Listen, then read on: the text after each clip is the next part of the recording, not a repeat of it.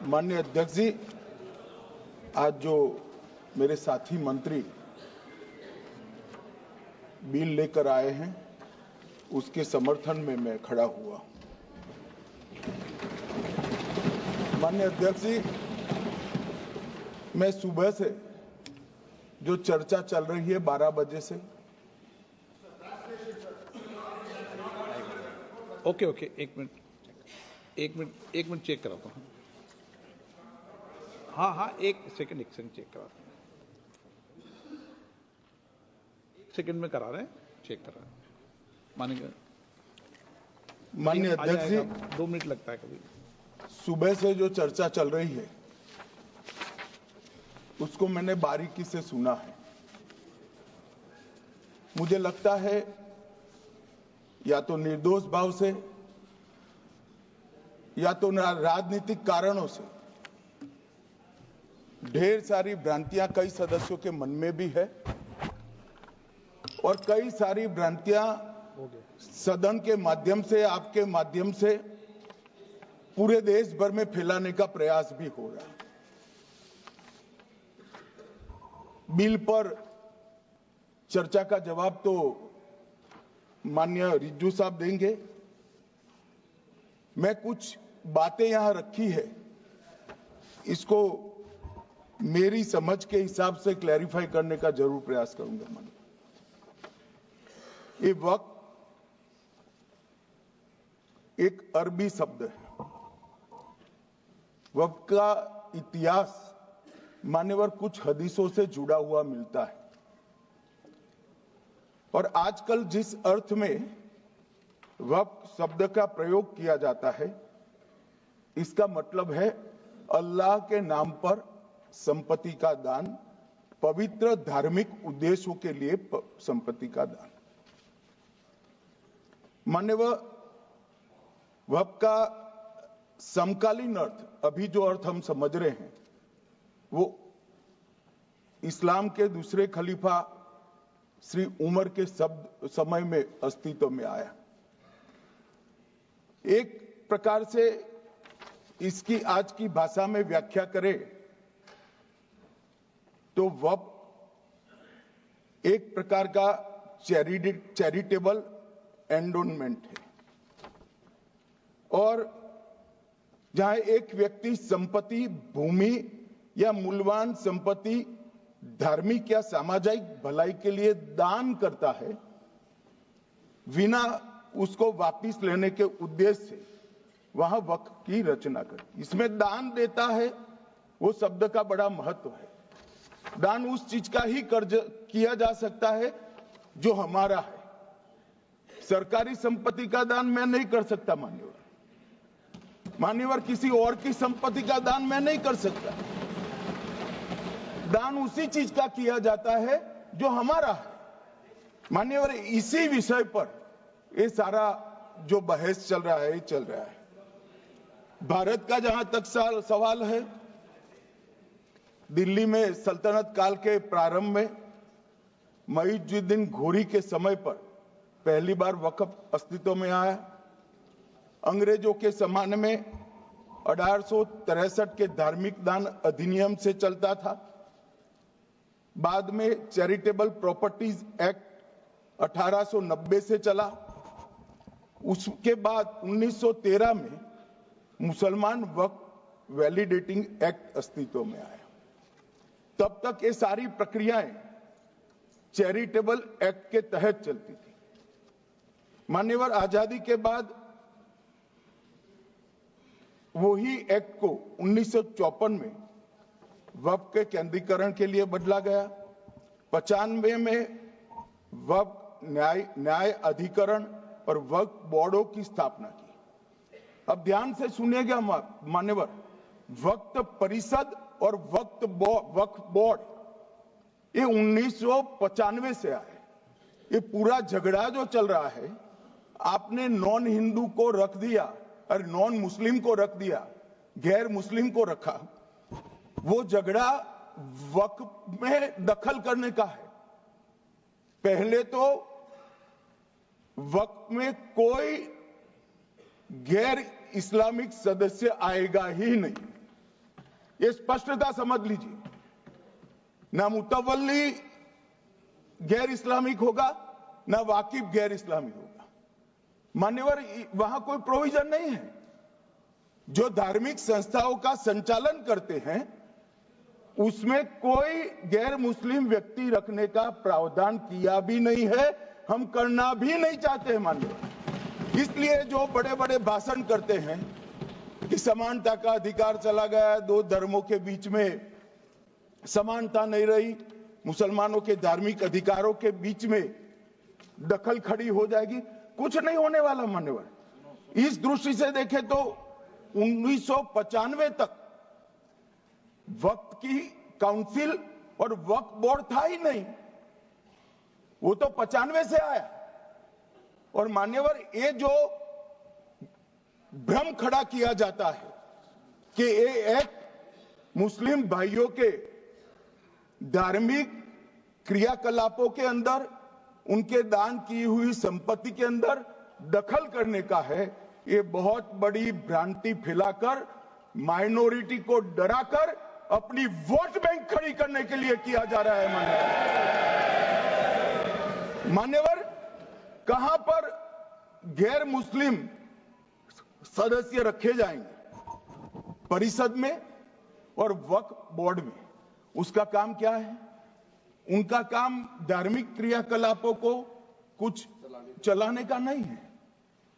वो शुद्ध रूप से वक्फ का जो कानून, दान के लिए किसी ने दी हुई संपत्ति, उसका एडमिनिस्ट्रेशन अच्छे से चल रहा है नहीं चल रहा है, कानून के हिसाब से चल रहा है नहीं चल रहा है, या तो दान जिस चीज के लिए दिया गया, इस्लाम धर्म के लिए दिया गया, गरीबों के भोजन के लिए दिया गया, गरीबों के उद्धार के लिए, वो उद्देश्य के लिए इसका उपयोग हो रहा है नहीं हो रहा है, इसका नियमन करने का काम है मान्यवर। अब मैं इसको मान्यवर बाकी सारे धर्मों के साथ कंपैरिजन करते हैं और कहते हैं दखल किया है, मैं उसको स्पष्ट करना चाहता हूं। मान्यवर, वक्फ जो है वो हमारे यहां ट्रस्ट एक्ट है, इसमें ट्रस्ट है। तो ट्रस्ट के अंदर जो ट्रस्ट को बनाते हैं वो ट्रस्टी होते हैं और एक मैनेजिंग ट्रस्टी होते हैं। वक्फ में वाकिफ होता है, वक्फ होता है और मुतवल्ली होता है। ये सारे इस्लाम के अनुयायी हैं। अरे भाई, आप कह रहे हो, हम तो कह रहे हैं क्योंकि इसका वक्फ शब्द ही इस्लाम से आया है, इसलिए हम कह रहे हैं कि वक्फ वो ही कर सकता है जो इस्लाम का अनुयायी हो। अब आप उसका विरोध कर रहे हो, तो आप तो वक्फ में भी नॉन इस्लामिक आदमी चाहते हो। मान्यवर, क्या कह रहे हैं? हम इसलिए कह रहे हैं कि वक्फ वो ही कर सकता है जो प्रैक्टिसिंग इस्लाम को प्रैक्टिस करता होगा, क्योंकि मान्यवर इसकी उत्पत्ति ही इस्लाम के सिद्धांतों से हुई। अब मान्यवर, वक्फ धार्मिक हुआ, वक्फ बोर्ड नहीं हुआ, वक्फ परिषद भी नहीं हुई। अरे सुनो भाई, मान्यवर, ट्रस्ट के अंदर ट्रस्टी जो होते हैं, जो चर्च होगा तो क्रिश्चियन होंगे, पारसी भी होंगे, पारसी के लिए वो ट्रस्ट होगा, तो हिंदू होगा तो हिंदू के लिए। अब चैरिटी कमिश्नर हम कहेंगे कि भाई मुस्लिम क्यों आया? मुझे बताओ, चैरिटी कमिश्नर एक्ट में मुसलमान चैरिटी कमिश्नर बन सकता है या नहीं बन सकता है? उसको ट्रस्ट नहीं चलाना है, उसको चैरिटी के कानून के हिसाब से वो ट्रस्ट चले, उसकी देखरेख करनी है। ये धार्मिक नहीं है, ये धर्म का काम नहीं है मान्यवर, ये एडमिनिस्ट्रेटिव वर्क है। और इसलिए तो फिर चैरिटी कमिश्नर हिंदू होगा तो वो क्रिश्चियनों के ट्रस्ट का कैसे देखरेख करेगा? चैरिटी कमिश्नर क्रिश्चियन होगा तो जैनियों के और हिंदुओं के ट्रस्ट का कैसे देखरेख करेगा? अब बताओ कि सारे ट्रस्ट के चैरिटी कमिश्नर अलग अलग बन, देश तोड़ दोगे आप लोग, तोड़ दोगे।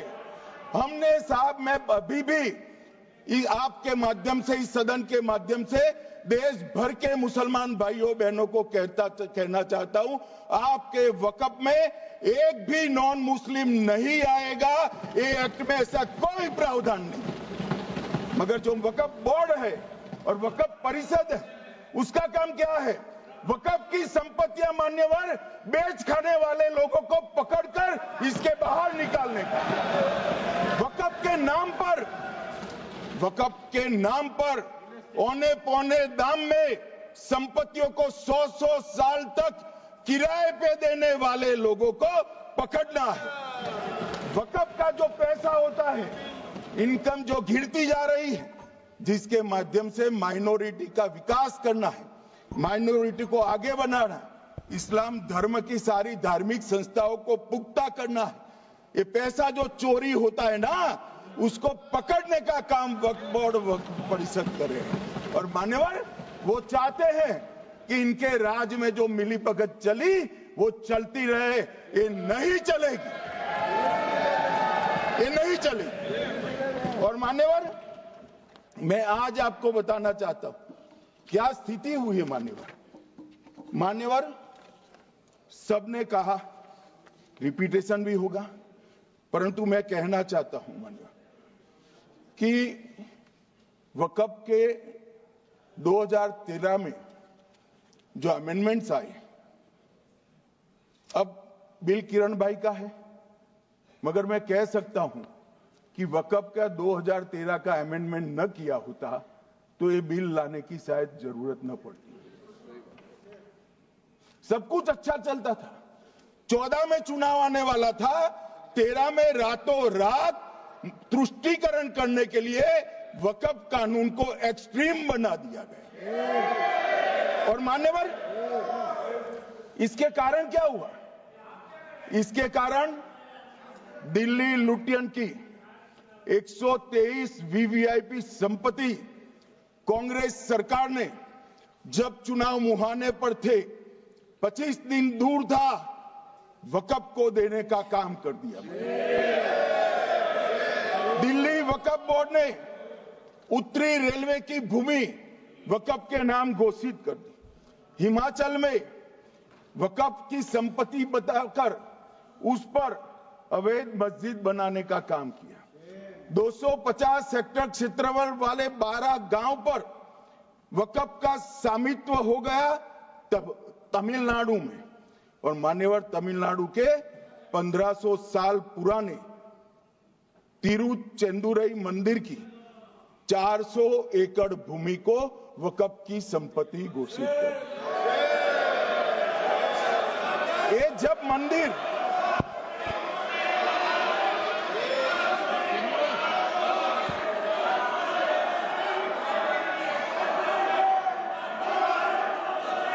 आपको मौका मिले जब अपनी बात कह देना, प्लीज बैठिए। मान्यवर कर्नाटक की, आपको मौका मिले जब अपनी बात कह देना। आप भी बहुत मिसलीड करते हैं, बैठिए। गृह मंत्री जी। मान्यवर कर्नाटक की मणिपट्टी समिति का रिपोर्ट में पढ़ रहा हूं, इसमें मेरा कुछ नहीं है, खड़े मत हो जाना। ये मणिपट्टी समिति का रिपोर्ट है। 29,000 एकड़ भूमि वक्फ की बिजनेस के उपयोग के लिए किराए पर दे दी। मान्यवर 2001 से 12 के बीच 2 लाख करोड़ की वक्फ की संपत्ति निजी संस्थानों को हस्तांतरित कर दी 100 साल की लीज पर। मान्यवर बेंगलुरु में उच्च न्यायालय में बीच में पढ़ना पड़ा, 602 एकड़ भूमि को जब्त करने से रोकना पड़ा। विजयपुर कर्नाटक के होनवाड़ गांव की 1500 एकड़ भूमि पर दावा कर उसको विवाद में डाला और 500 करोड़ की संपत्ति जिस भूमि का मूल्य है वहां 5 स्टार होटल को महीने 12,000 रुपए के किराए से दे दिया। अब मान्यवर ये कहते हैं कि इसका हिसाब किताब न करो, इसकी देखरेख न करो। भाई ये पैसा जो है देश के गरीब मुसलमान का है, ये धन्ना सोटों की चोरी के लिए नहीं। इसको रोकने के लिए। और इनके जो ठेकेदार बैठे हैं मान्यवर, ये यहां गरज गरज कर बोलते हैं, खुद तो समझे बगैर बोलते हैं, कुछ समझ कर बोलते हैं। उनको लगता है कि इससे हम जीत जाएंगे। मान्यवर, कर्नाटक में दत्तापीठ के मंदिर पर क्लेम किया, तालीपरंबा 75 साल पुराने एक दावे के आधार पर 600 एकड़ जमीन का दावा किया और ईसाई समुदाय की भी ढेर सारी जमीनों पर कब्जा कर लिया गया।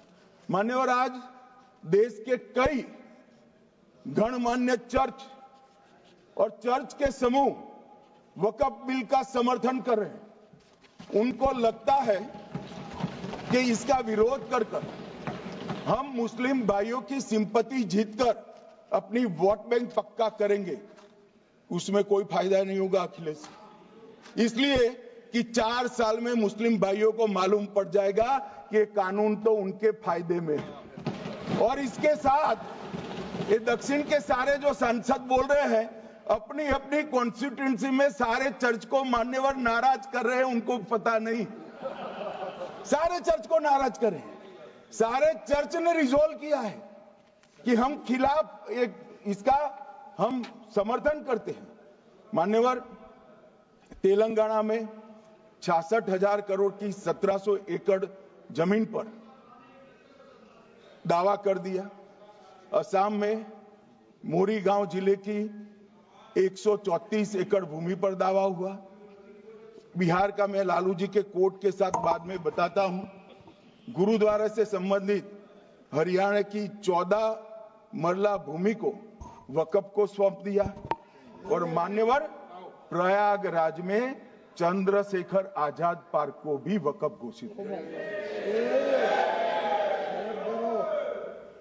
और मान्यवर, महाराष्ट्र के वडानगे गांव में महादेव की मंदिर पर दावा किया और बीड में कंकलेश्वर मंदिर की 12 एकड़ जमीन वक्फ बोर्ड ने जबरन ले ली।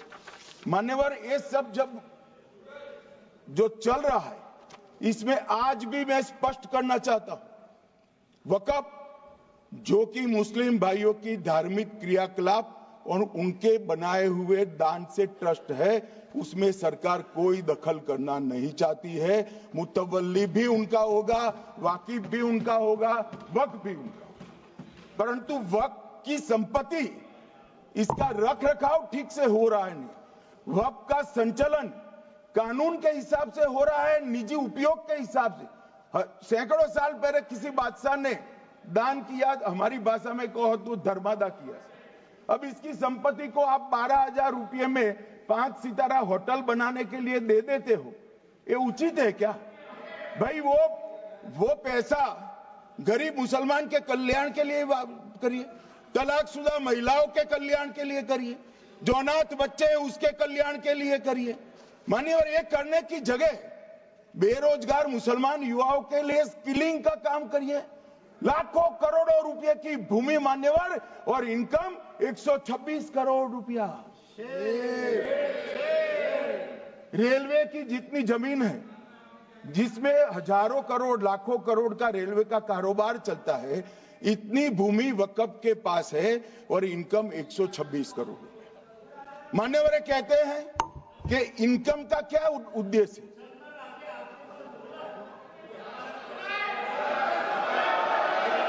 बैठ जाओ।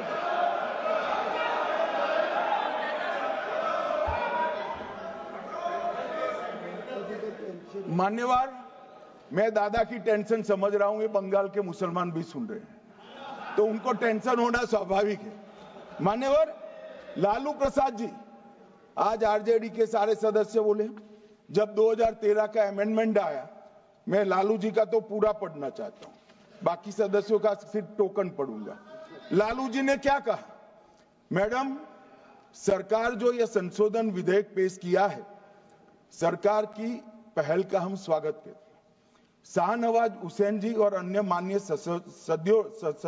सदस्यों ने अपनी बातों को यहां रखा, मैं उसका समर्थन करता हूं। आप देखिए, सारी जमीनें हड़प ली गई है, चाहे सरकारी हो या गैर सरकारी। वक्फ बोर्ड में जो काम करने वाले लोग हैं, उनके द्वारा सारी प्राइम लैंड को बेच दिया गया है।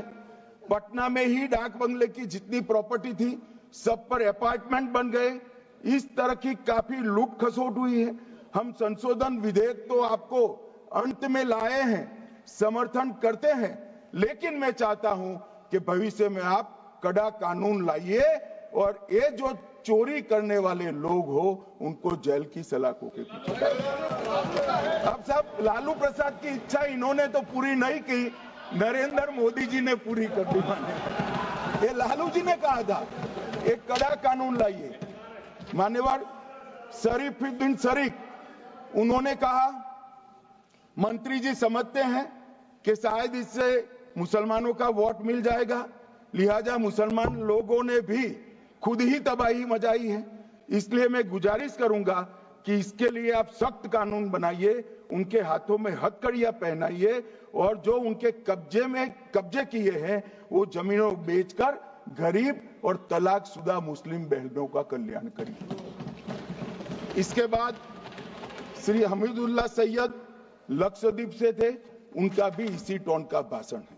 और मान्यवर, मैं आज की बात नहीं कर रहा हूं, 2013 का जो बिल कांग्रेस पार्टी लेकर आई, इसके विरोध में इनके समर्थकों ने जो कहा था, मान्यवर ये है। और क्या होगा भाई इससे? पारदर्शी ऑडिट होगी, आज ऑडिट ही नहीं हो रही। रिपोर्ट ऑनलाइन जमा करने की सिस्टम नहीं है, वो होगी, रिपोर्ट देनी पड़ेगी, बैलेंस शीट जमा करनी पड़ेगी, ऑडिट होगी, कैग के रिटायर्ड ऑफिसर ऑडिट करेंगे और मान्यवर पारदर्शिता आएगी। इससे क्यों डरना चाहिए किसी को? पारदर्शिता से क्यों? और वक्फ बोर्ड और वक्फ परिषद, इसका कोई ऑर्डर हम ऐसा नहीं लिख रहे हैं कि कोर्ट में नहीं जा सकते। आपने तो कर दिया था कि एक ऑर्डर को कोई कोर्ट में चैलेंज ही नहीं कर सकता, पूरा संविधान वहां समाप्त कर दिया मान्यवर। और मान्यवर, हम तो इसको कहते हैं कि कोई भी चैलेंज कर सकता है कायदे की अदालत में। इस देश में संविधान का राज है, ग्रीवेंसेस जिसका भी हो कोर्ट में जा सकता है।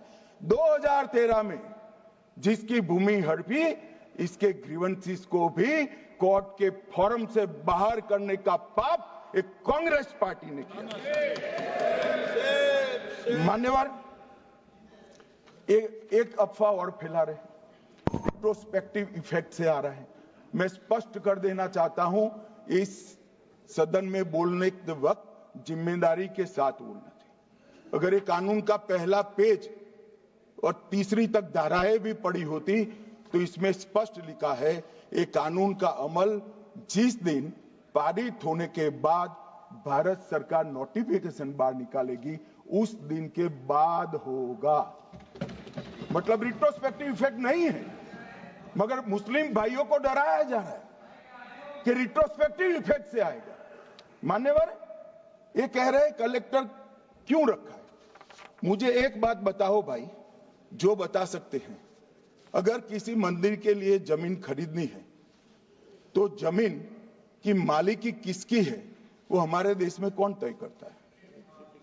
सबको मालूम है, कलेक्टर करता है सर, रेवेन्यू ऑफिसर वही है। तो अगर वक्फ की भूमि जो वक्फ कर रहा है उसकी है या नहीं है, इसकी जांच कलेक्टर करे तो इसमें आपत्ति क्या है?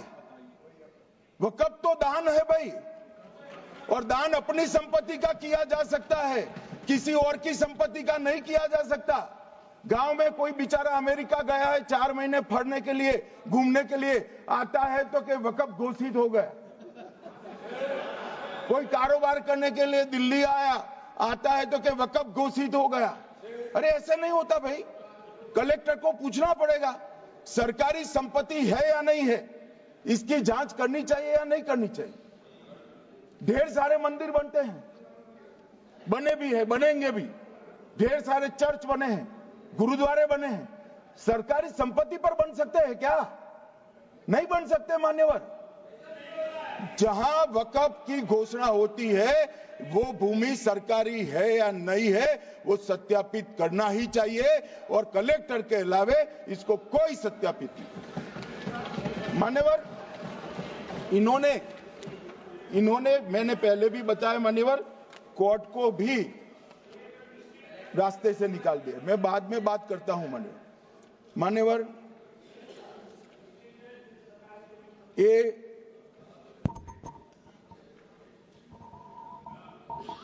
मान्यवर एक उपयोग के आधार पर वक्त की समाप्ति। मान्यवर ये कह रहे हैं कि सैकड़ों सालों से वहां प्रैक्टिस है।